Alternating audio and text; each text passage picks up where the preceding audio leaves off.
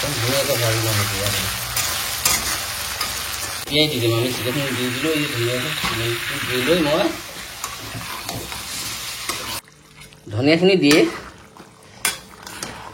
একদম এনেকৈ এইয়া ওপৰত আহি গ'ল ধনিয়া একদম ধনিয়া নে ধুনীয়া আৰু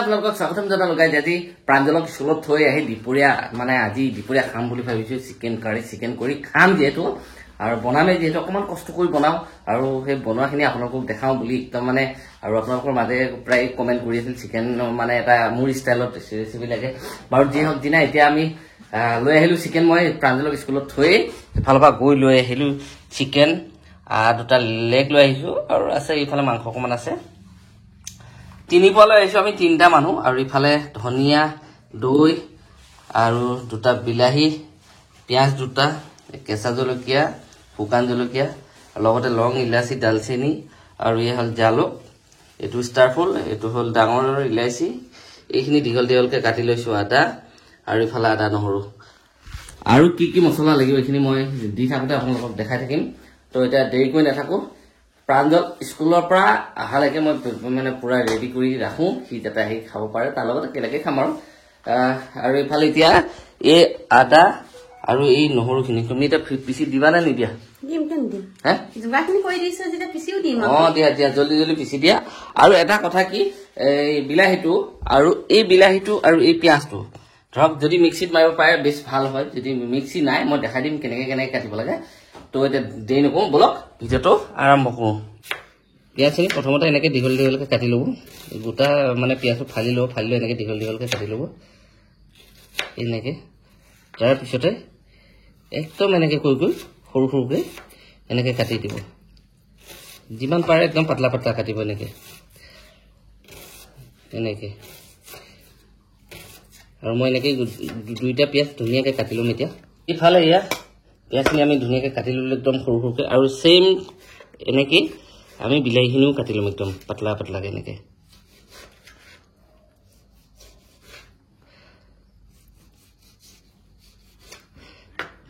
এয়া হৈ গ'ল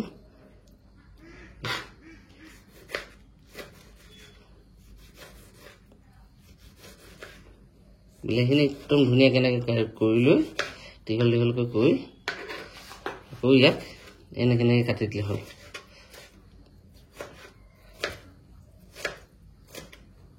এইফালে আমাৰ গেছ জ্বলাই কেৰাহী পাতি দিলোঁ এতিয়া গৰম হ'ব দিম এইফালে আমাৰ কেৰাহী গৰম হৈ গ'ল আমি তেল দি দিম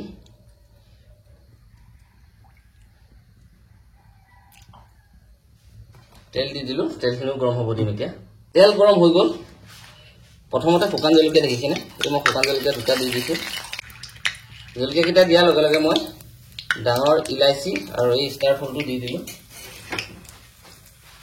আৰু ইয়াৰ লগে লগে এই আপোনাৰ লং ইলাচি আৰু জালুককেইটা এতিয়া মই দি দিছোঁ আৰু তেজপাত 3টামান দি দিছোঁ এইখিনি এতিয়া জাষ্ট অকণমান ভাজিম মানে আমাৰ হৈ গ'ল এইখিনি হৈ গ'ল সৰু সৰুকৈ পিঁয়াজ কাটি লৈছিলোঁ এইখিনি দি দিম এইখিনি দি দিলোঁ একদম পিঁয়াজখিনি ধুনীয়াকৈ মিহি মিহিকৈ কাটি লৈছোঁ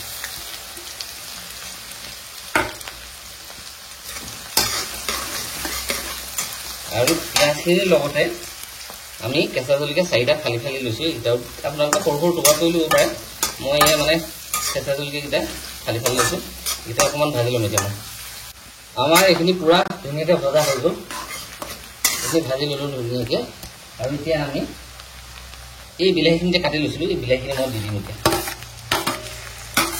দি দিম এইখিনি একদম ধুনীয়াকৈ ভাজি ল'ম এতিয়া বিলাহীখিনিৰ লগতে মই আদা নহৰু ইয়াত থেতালি লৈছিলোঁ এইখিনিও দি দিছোঁ এইখিনিও ধুনীয়াকৈ ভাজিম এতিয়া বিলাহীখিনি দিয়ে সোৱাদ অনুযায়ী মই নিমখ মই ইয়াতে দি দিছোঁ কাৰণ কিয় নিমখ দি দিলে একদম ধুনীয়াকৈ জ্বলি যায় বিলাহীখিনি আৰু মানে গোটেই পিঁয়াজে ধুনীয়াকৈ জ্বলি যায় নিমখৰ লগে লগে হালধি দি দিছোঁ আধা চামুচ এতিয়া ভাজে একদম গেছটো কম ফ্লেমত কৰি ল'ম ভাজি প্ৰায় 5 মিনিটমান সময় ধুনীয়াকৈ ভাজি ল'ম।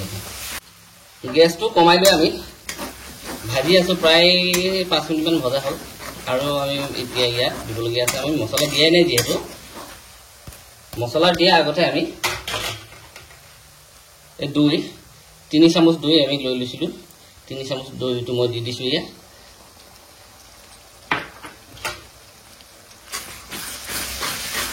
দৈ দি লৈ একদম ধুনীয়াকৈ এনেকৈ লৰাই বগাই দিব লাগিব। আৰু গেছটো এতিয়া অকণমান ফ্লেমটো বঢ়াই দিলে হ'ল।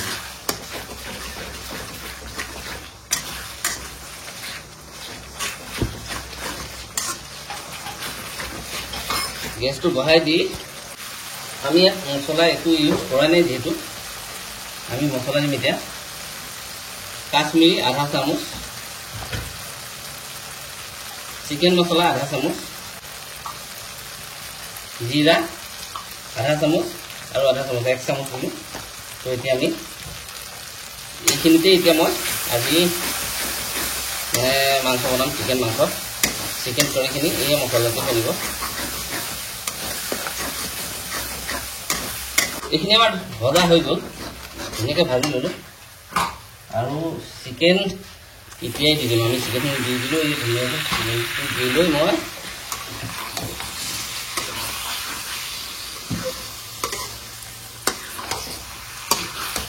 ধুনীয়াকৈ ভাজিব লাগিব। এতিয়া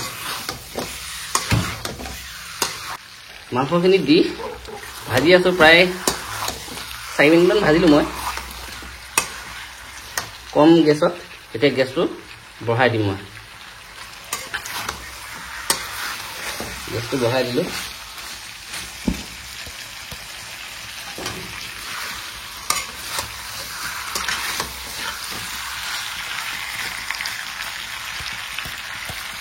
একদম ধুনীয়াকৈ 7-8 মিনিটমান ভাজি ল'লোঁ। ভাজি লৈ এতিয়া মই অকণমান পানী দি দিছোঁ। সেই ভাজি থাকোঁতে অকণমান পানী দি দিছোঁ।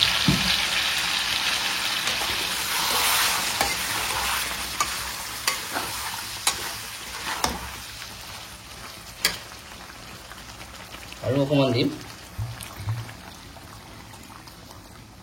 মই ঠাণ্ডা পানী দিছোঁ, আপোনালোকে গৰম পানী দিব পাৰে, কোনো কথা নাই পানীৰ লগত। তো এতিয়া আমি ঢাকন এখন লৈ ধুনীয়াকৈ ঢাকি দিম, প্ৰায় 15 মিনিটমান সময় গেছটো মিডিয়াম কৰি লৈ। মাংসখিনি ভাজি কৰি পানী কৰি দি লৈ প্ৰায় 15 মিনিটমান সিজালোঁ। চাওঁ এতিয়া কি হৈ আছে কি নাই। এইয়া চাওক কি ধুনীয়াকৈ উতলি আছে, একদম মজাকৈ উতলি আছে, হোৱা নাই আৰু লাগিব 10 মিনিটমান ধুনীয়াকৈ একদম কম গেছত আকৌ এতিয়া উতলাব লাগিব, তেতিয়াহে মাংস হ'ব, নহ'লে মাংসটো সোৱাদ নহ'ব। তো মই গেছটো অকণমান কমাই দিছোঁ এতিয়া, আৰু ইয়াত আকৌ এনেকৈ ঢাকন দি সিজাম। এতিয়া মাংসৰ লগত কি খোৱাবা? গৰমটো বেছি ভাতেই বনাই দিম আৰু। গৰম বেছি ভাতেই বনাই দিবা? ৰুটি বনালে বহুত কষ্ট হ'ব। সেয়াই তো মই গৰমত কষ্ট কৰি হ'লেও মাংস বনাব লাগিব। সেইফালে মানে গৰম বেছিতো ৰুটি নবনায় আৰু। দেখাই কিন্তু আকৌ মাংস ৰুটি খুব ভাল পায়। আৰু যি হওক যেনে সি স্কুলত আছে, স্কুলৰ পৰা আহি লওক, মই মাংসখিনি বনাই লওঁ। প্ৰায় আধা ঘণ্টামান সিজালোঁ, আমাৰ মাংস হৈ গ'ল। চাওক কম গেছত সিজাই আছোঁ। এতিয়া আমি ইয়াত দুটা বস্তু দিবলৈ বাকী আছে। এয়া দেখিছেনে, দীঘল দীঘলকৈ কাটি লৈছিলোঁ আপোনাৰ এয়া আদা। মই আদাখিনি এনেকৈ ধুনীয়াকৈ দি দিছোঁ, আৰু ইয়াৰ লগে লগে এয়া ধনিয়া, আৰু ধনিয়াখিনিও এয়া মই ইয়াৰ ওপৰত দি দিছোঁ।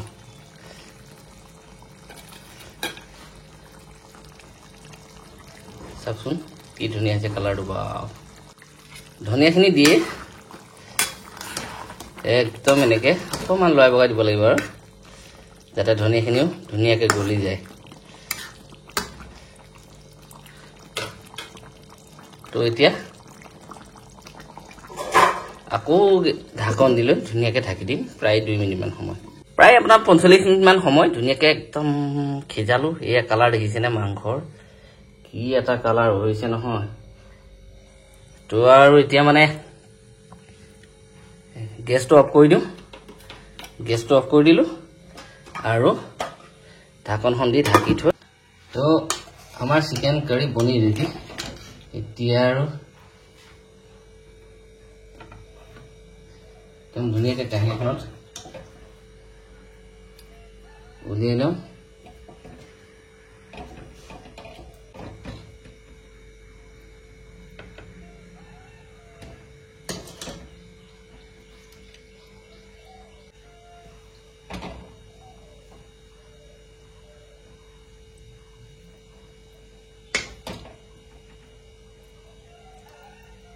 আৰু এইয়া ওপৰত আহি গ'ল ধনিয়া একদম ধনিয়া নে ধুনীয়া আৰু ধুনীয়া ধুনীয়া ধুনীয়া ইফালে ধনিয়া আহি গ'ল মজাকে হৈ যাব তো গাইজ আমাৰ চিকেন কাৰী পনীৰ ৰেডি তো